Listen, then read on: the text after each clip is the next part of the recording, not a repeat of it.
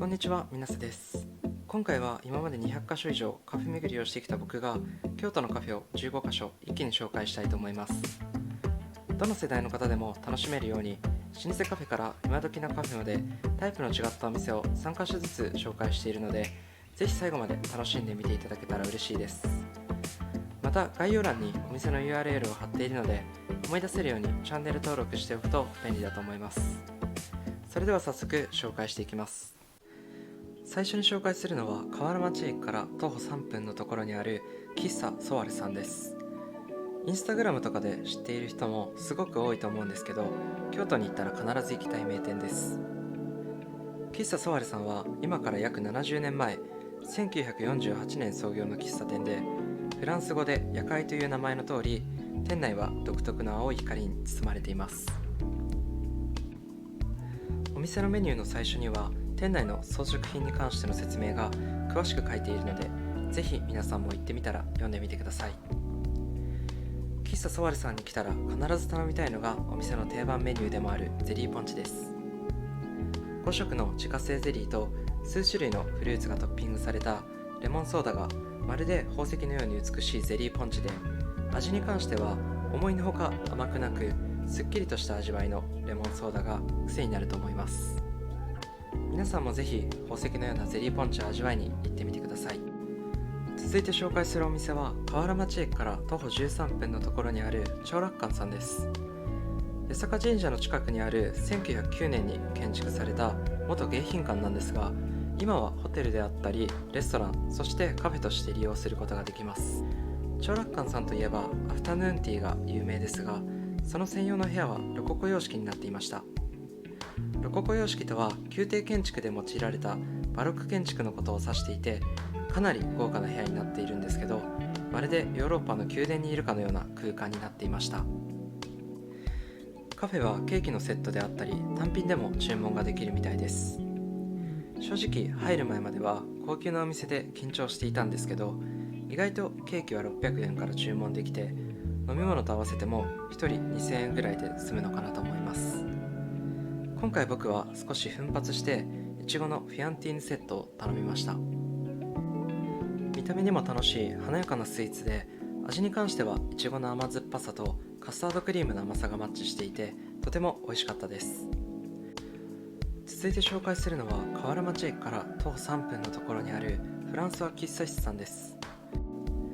フランソワ喫茶室さんの特徴はたくさんあるんですが、まず一つは1934年創業の喫茶店で、喫茶店として全国で初めて登録有形文化財になったことです。そして店内はイタリアのバラック様式を用いて豪華な客船をイメージして設計されており、今なお開業当時からほとんど変わらない内装を楽しむことができます。戦前から続くカフェに86年経った今でも行けるって本当にすごいことですよね。フランスは喫茶室さんに行ったらぜひ食べていただきたいのがレアチーズケーキです。雪のように真っ白なレアチーズケーキは適度な酸味と優しいチーズの味わいがとてもマッチしていました。続いて紹介するのは河原町駅から徒歩7分のところにある祇園小森さんです。このお店は白川南通りという伝統的な京都の景色を楽しめる景観保存地区にあります。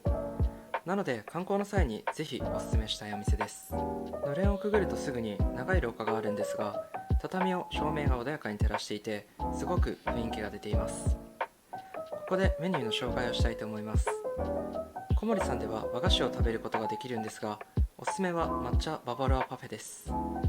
手作りの甘さ控えめのババロアが入っていて、濃厚な抹茶アイスとの相性が抜群でした。やはりここのお店も少しお値段は高いんですけど、雰囲気がかなりいいのでおすすめです。皆さんもぜひ京都を感じられる小森さんに行ってみてはいかがでしょうか。ただ注意してほしいのが現金のみなので、現金を用意していきましょう。続いて紹介するのは河原町駅から徒歩8分のところにある祇園北川半兵衛さんです。このお店は皆さんがよく想像するメインストリートの花見小路通りではなく、路地裏に入った隠れた場所にあります。お店は築120年を超える町屋を改装しており、店内は黒を基調とした高級感漂う空間になっていました。おすすめはゆっくりとした時間をソファー席で過ごせる2階です。この温かみのある木製のインテリアなんですが、よく見るとお茶を保管するための木箱で作られています。皆さんも訪れた際はぜひじっくりと見てください。このカフェは約160年続く抹茶問屋の北川半兵衛商店が手掛けた日本茶のカフェになります。特徴としては最高級抹茶を使った上質な抹茶スイーツやお茶の飲み比べなどができるところです。やはり祇園にある高級店なのでメニューの値段はほとんど2000円を超えてきます。旅行や特別な時にしか僕は行かないんですけど、上質な時間を過ごすことができるので、僕が行ったカフェの中でも一押しのお店です。続いて紹介するのは京都駅から徒歩8分のところにある青竹さんです。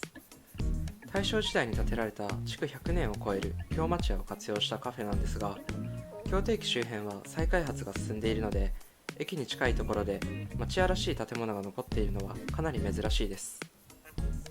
店内はガラス越しに見える坪庭が本当に風情があって和を感じる空間になっていました。また掛け軸や土壁も庭と相まって、ここが都心部であることを忘れてしまいそうになります。青竹さんではかぶせ茶を注文しました。味に関してなんですが、お茶は苦みが少なく深い味わいがして、白玉との相性も抜群でとても美味しかったです。続いて紹介するお店は京都駅から徒歩15分のところにあるリットアップ京都さんで、雑居ビルの2階にある隠れ家的なお店になります。無機質でスタイリッシュな店内でいただける一風変わったメニューがスカイレモネードで、このメニューが透明なレモネードからスカイブルーに色が変わって、最後にピンクと3段階に色が変わる、今まで味わったことのないような変化が楽しめるレモネードになっています。驚くことにこのレモネードは実は着色料は使っていなくて、バタフライピーやレモンの化学反応で色が変わっているので、安心して飲んでいただけると思います。またこのお店の近くには京都国立博物館や33間堂があるので、合わせて観光するのもおすすめです。続いて紹介するお店は河原町駅から徒歩5分の商業施設バルの3階にあるスタバです。まるで美術館にでもいるかのようなこの空間は、京都を拠点に国際的に活動しているアーティスト集団のサンドイッチさんとスターバックスがコラボして2019年にオープンしたそうです。京都といえば神社や仏閣といった歴史の街というイメージが強いと思うんですけど、実は美術大学が多くある街でもあります。そのため若い芸術家たちの活躍を応援するといった意味でも80点近い作品が展示されています。個人的には天井からぶら下がっている配管が非日常的な感じがしてとても好きなアートです。この商業施設自体がかなり洗練された内装でおしゃれなお店が多いので、スタバだけでなく買い物も一緒に楽しめるかなと思います。皆さんもぜひ自分の好きなアートを探してみてください。続いて紹介するのは京都駅から徒歩13分のところにあるゴールデンウッズ京都さんです。このお店の特徴は何といってもインパクトのある白を基調とした店内になっているところで、この特徴的な店内はアメリカの思想家ソローの森の生活という作品に着想を得ているそうです。ここでコーヒーの紹介をしたいと思います。ゴールデンウッズ京都さんのコーヒーはフルーティーな香りを大切にした浅入りがベースになっているので、コーヒーが苦手な方にも比較的飲みやすいコーヒーになっていると思います。お店の年齢層に関してなんですが、やはりインスタ映えする店内のため若いカップルや女性のお客さんが多い印象でした。コーヒーが美味しく雰囲気もとてもいいところなので、男性女性世代問わず皆さん一度足を運んでみてください。メインの2階の紹介なんですが、この建物は大正時代の洋館をリノベーションしたそうで、2階は柱がない広い空間と暖かいランタンの光でとても幻想的なお店になっていました。続いて紹介するお店は河原町駅から徒歩8分のところにある六葉社地下店さんです。お店は大通りに面していてかなり立地はいいんですが、普通に歩いていたら間違いなく素通りしてしまうと思います。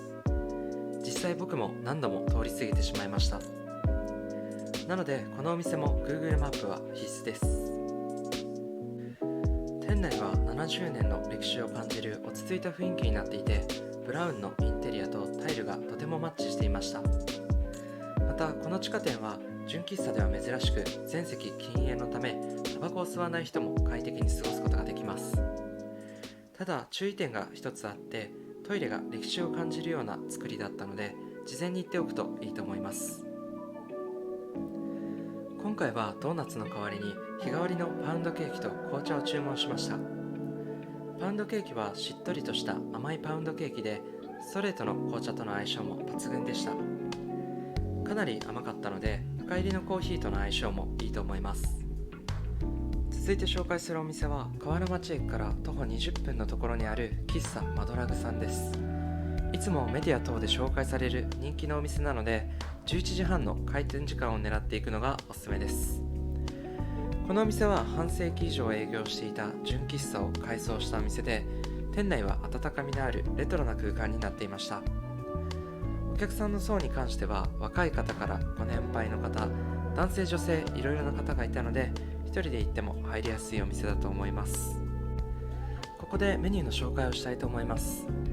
カフェ定番のドリンクメニューに始まり、アルコールや美味しそうなランチなどたくさんあるんですが、このカフェで一押しなのが卵サンドイッチです。今までいろんなカフェを巡りましたが、ここより大きな卵サンドには会ったことがありません。味に関してはふわふわの卵とデミグラスソース、マヨネーズソースの相性が抜群でとても美味しかったです。ぜひ皆さんもこの驚くような卵サンドを食べにマドラグさんに行ってみてください。続いて紹介するのは河原町駅から徒歩2分のところにある喫茶築地さんです。路地裏にひっそりとある隠れ家的カフェで、近くを通り過ぎても絶対に気づかないような場所にお店があります。また外観からはお店が開いているかどうかわからないので、勇気を出して扉を押してみてください。築地は1934年創業の老舗純喫茶で、店内はアンティークの調度品に囲まれたまるで中世ヨーロッパのような空間になっていました。この独特な空間を作り上げている椅子や机は、当時のオーナーが家具職人に依頼して特別に作成してもらったそうです。そう考えると80年以上の時間を経て今も使われているってすごいことですよね。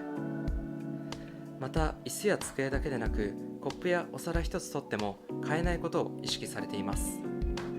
そのため数十年ぶりに訪れたお客さんでも当時のままの雰囲気を味わうことができるそうです。続いて紹介するお店は今出川駅から徒歩11分のところにある喫茶ゾウさんです。このカフェは住宅街の中にある隠れ家的カフェで、河原町からは歩いて1時間ぐらいかかるのでアクセスは良くないんですけど、フォトジェニックなメニューが女性にかなり人気があります。メニューに関してはドリンクだけでなくフードも充実していました。調べてみると喫茶ゾウさんは愛知県の味噌屋さんが始めたお店みたいで、通りで味噌を使ったメニューが多いと思いました。ということでフードのメニューもかなりおすすめなんですけど、やっぱり一番のおすすめはフォトジェニックなクリームソーダです。お店に行ったことはなくてもインスタグラムで知っている方も意外と多いと思います。別売りのゾウのクッキーをクリームソーダの上に乗せて写真を撮るのがおすすめなんですけど、このクッキーが割れやすいので気をつけてください。クリームソーダの味なんですけど、すっきりとした味で美味しかったです。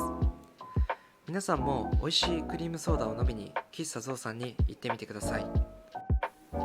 続いて紹介するのは河原町駅から徒歩5分のところにある和栗専門店の沙織さんです。店内は古民家を改装していて、木のぬくもりを感じる温かい空間になっていました。ここでメニューの紹介をしたいと思います。沙織さんに来たらやっぱり食べていただきたいのがモンブランです。今回僕はモンブランのロを選びました。ドリンクもセットになっていて選べるんですが、煎茶が美味しかったのでおすすめです。また1階で実際に作っているところを撮影することができるので、ぜひ店員さんに頼んでみてください。上からくるくると落ちてくる細いモンブランの糸は写真映え間違いないと思います。味に関しては他のお店のモンブランとは違っていて、甘さ控えめで栗の味がとてもしっかりとした美味しいモンブランでした。皆さんもぜひ京都を訪れた際は最高級のモンブランを食べに沙織さんに行ってみてください。ただこのお店は現金のみなので現金を用意してから行くといいと思います。最後に紹介するのは清水寺から徒歩12分のところにあるドルミール八坂の塔さんです。このお店は金沢で人気のスイーツ店が京都にオープンしたお店になります。旬のフルーツを贅沢に使用したまるで宝石のようなパフェが有名なお店で、2階の窓から八坂の塔を眺めながら食べることができるのも特徴的です。このお店はかなりの人気店なので、事前にネットから予約していくことをお勧めします。注意していただきたいのが、ドルミールさんも支払いが現金のみになっているので、事前に用意していってください。またパフェ1つが2000円から2500円と結構いいお値段するので、お財布には余裕を持っていくといいと思います。今回僕が注文したのはイチジクとロイヤルミルクティーのモンブランパルフェです。贅沢に使われている旬なイチジクの甘さを甘さ控えめのロイヤルミルクティーが際立たせていて、とても美味しかったです。これで今回の紹介動画は終わりになります。気に入ったカフェが見つかった方はぜひ気軽にいいねやコメントいただけると嬉しいです。正直もらえるとかなり嬉しいです。それではまた次回の動画でお会いしましょう。最後まで見ていただいてありがとうございました。